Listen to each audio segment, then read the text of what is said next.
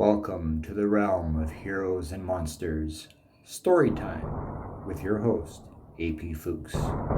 Stories of intrigue, stories of horror, stories of superheroics, stories of monsters. Get ready, the thrill ride begins. Hey folks, welcome back to a brand new episode of the Realm of Heroes and Monsters Story Time with your host, me, AP Fuchs. So just welcome again. Thank you for joining the show. Thank you for keeping up with the show this far. I appreciate it. And I just want to say, as an introduction, thank you.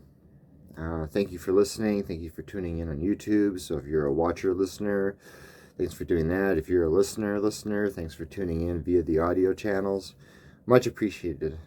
Be sure to subscribe. Be sure to like the videos, like the audio, leave comments, boost that algorithm, help the show grow, be a part of it. We're all in this together. But I wanted to dive right into movie monsters as our pop culture talk. And here's a bit of a story / history about it. I'm going to talk about the one, the only, Freddy Krueger. All right? So check this out. So my first introduction to Freddy was this. Elementary school, we had a large back field. And on either side of the field was a forested area with a trail running through it. So as kids, you could, go through this trail and play and hide and seek and have fun and that sort of thing. So I was going through one of the forests and I found, torn out of a magazine, a picture of Freddy. I didn't know who he was or what this was all about because I grew up in a conservative Roman Catholic Christian home. So horror movies were not allowed, period. End of story. So I pick up this picture and there's this guy with this melty face and it's all cratery. He's got the hat. You see the top half of his outfits. He's got the red and black striped shirt and of course the glove with the blades. And I'll tell you, this image scared the crap out of me as a kid. I was terrified. I dropped it and left it alone and went about my childhood business.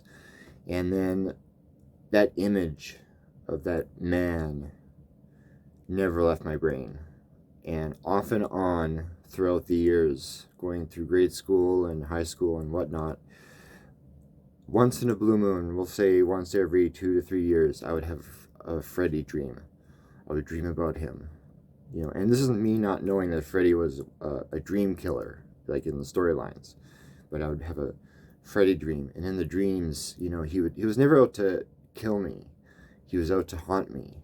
And he would follow me around. I'd be doing whatever I'd be doing in the dream, but Freddy would be somewhere I knew in the back, watching, waiting. And then when I did see him, oh, did I run. Oh, did I run. I have one dream where I remember he appeared in my house, my childhood home, and I ran out across the street to the neighbors, across the bay, because I lived on a bay, and to the neighbor's house, and I looked across the street, and cop cars had pulled up, and the lights were going, and Freddy was in the window, just staring at me. So the time goes on, and years later, I'm 18 years old. I had moved out. I got my own place. I lived alone. And I decided I'm going to watch a horror movie. And so what did I do? I went to the video store because video stores still existed at that time. And I went and rented A Nightmare on Elm Street, the original. And I came back. I watched it. And it was, it was a sort of a 2-point experience. One is I was facing my fear. I was watching Freddy, so that's a good thing. So the only way to face or to beat fear is to face it. There's no magic solution for fear. That's a life tip. You have to face it. So I was facing my fear, and then I was, of course, watching the movie. And the movie, yeah, it had its scary moments and its creepy moments and its suspenseful moments, but it wasn't so bad. Freddy was scary, sure, but he didn't terrify me as I thought he would. And I watched the movie, and afterwards I had some of the scarier scenes replay in my head over and over, so that kind of spooked me a little bit. But in the end, I ended up taking it back to the video store, and I rented the rest of the series. And I think at that time, what was the last one? I think it was number 7. It was called like A Final Nightmare or something along those lines. Something like that.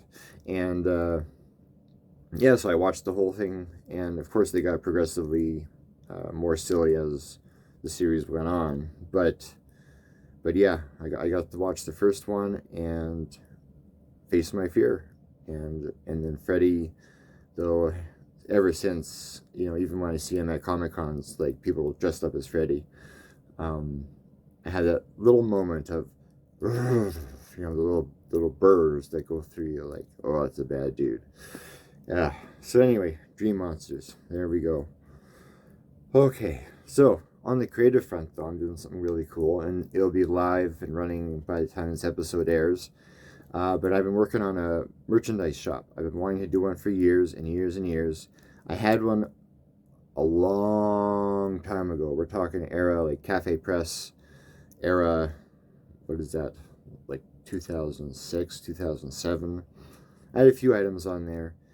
And it wasn't that, I sold a couple of things, but it wasn't that successful. I did use them to promote my first book, A Stranger Dead. I made a sweatshirt with the tagline, "If you knew who the Antichrist was, would you kill him?" And I made that for promo purposes, though. I even made a custom hat with my initials on it, APF.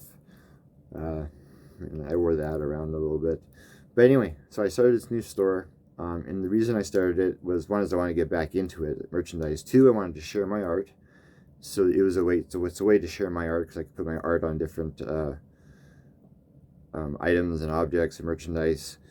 And the thing that's most appealing to me is the selection of things you could put your art on now. Like before, it was limited to just basically apparel, like t-shirts, sweatshirts, and hats, and that was more or less it. A couple stickers, but nothing flamboyant or crazy. But now you could put your art on like everything.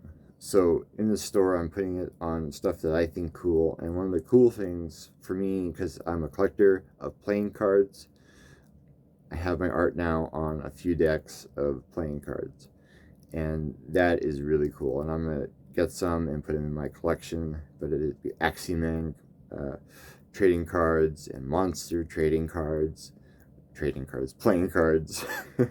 You could trade them if you want. I'm not going to stop you. But yeah, so I'm really looking forward to sharing those with people, because playing cards is my thing. But of course, there's going to be shirts and some hats and really cool artwork, stuff that I've created, stuff that I think is my better work.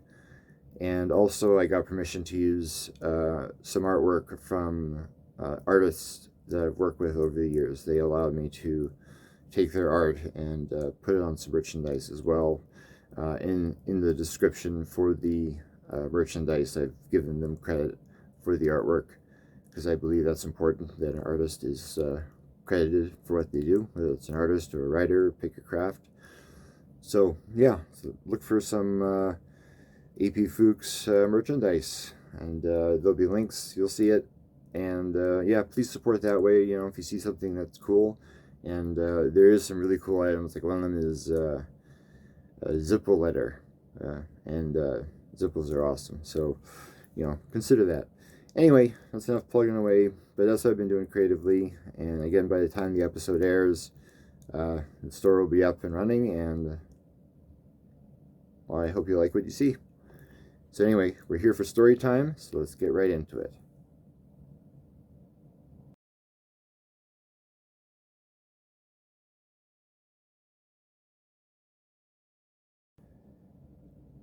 Episode 9, Sniper. Those dumb bastards, I thought. They can barely walk, and never mind about them talking. One leg dragging behind the other. Must have been a hell of a bar night. I sniffed. As if that's the case here. I paused and was dismayed to find myself laughing at my own lame jokes. Was that what I had come to? Some horrible self-entertaining comedian? I lined up the rifle at the guy shuffling down the street. Well, shuffling wasn't the right way to describe his walk. He used his right leg to pull the rest of his body forward as he made his way down the sidewalk, just like the guy some dozen feet behind him. Brain dead is what they are. All of them. Yet, there's got to be something rattling around upstairs. How else could you walk? I leaned against the windowsill. The glass that once covered it had been knocked out a long time ago. I was on the second floor of a warehouse, an old blue jean factory by the looks of it, what with some denim laying in the dust here and there. Yet judging by the stacks of boxes and crates all over the place, it seemed it went from jean factory to storage at some point. Storage for what? Who knew? And I don't have the time to look through everything, not with Captain Rotten down there almost within shooting distance. I lined up my shot, though I'd have to wait roughly another minute for the walking dead man below to get close enough for me to peg him between the eyes. I could shoot a rifle just like any idiot, but who knew how to pull a trigger? But my aim wasn't that good at far distances. Then, really, whose was? The stuff you saw on TV, it ain't real. Once heard someone refer to them as improbable headshots. Totally true. Though I hate guns, they do take skill if you want to consistently hit your mark. Captain Rotten got closer. Now I could see a chunk of his face was missing. Or maybe it was just the way his baseball hat cast a shadow on his face.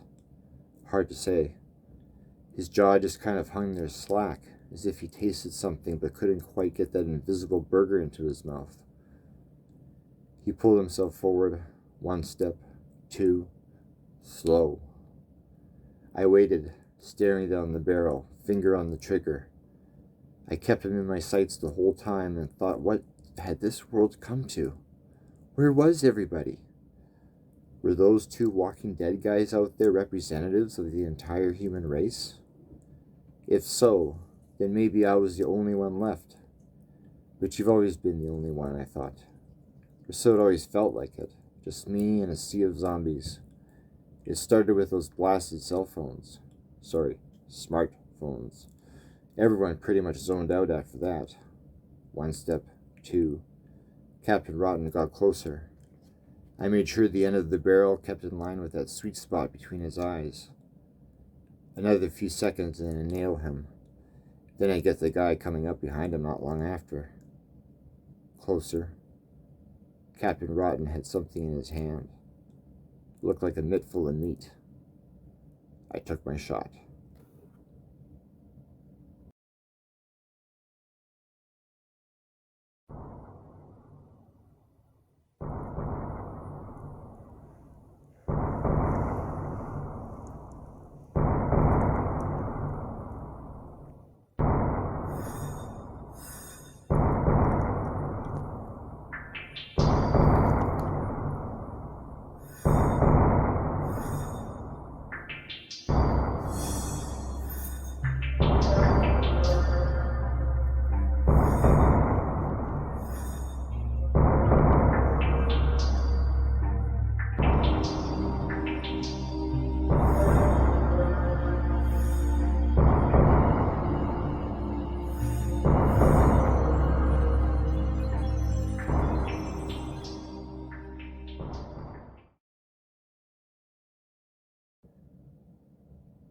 Thanks again for sticking around to the very, very end of the episode, past the credits. I appreciate it.